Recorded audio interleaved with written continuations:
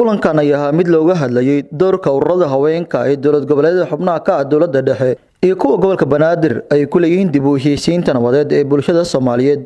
iyo xoojinta kaalinta wada shaqeyneed ee ka dhaxeeya ururada haweenka iyo wasaaradda haweenka iyo horumarinta xuquuqaadanaha xukuumadda federaalka Soomaaliya.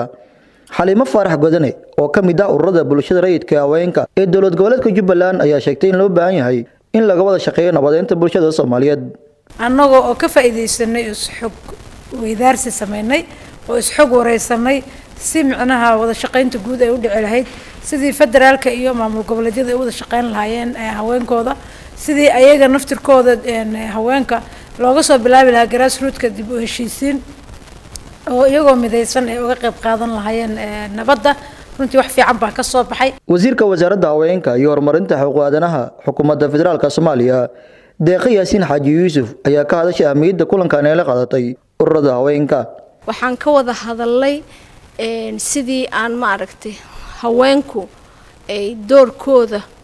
ay uga qaadan lahaayeen dib u heshiisiinta iyo sidii ay ayagoo midaysan oo xoogoodu midaysan yahay ay u wajihi lahaayeen dib u heshiisiin laga soo bilaabo degmooyinka laga dhex bilaabo bulshada dhexdeeda intaas oo dhan ayaan ka wada hadalnay waxaana aan aan cilaansanay in aan wada isku imaatinkeedu intaan ka sii ballaarino iyo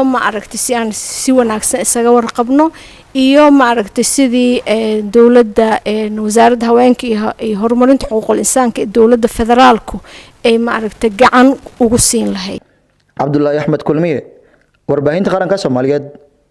Muqdisho.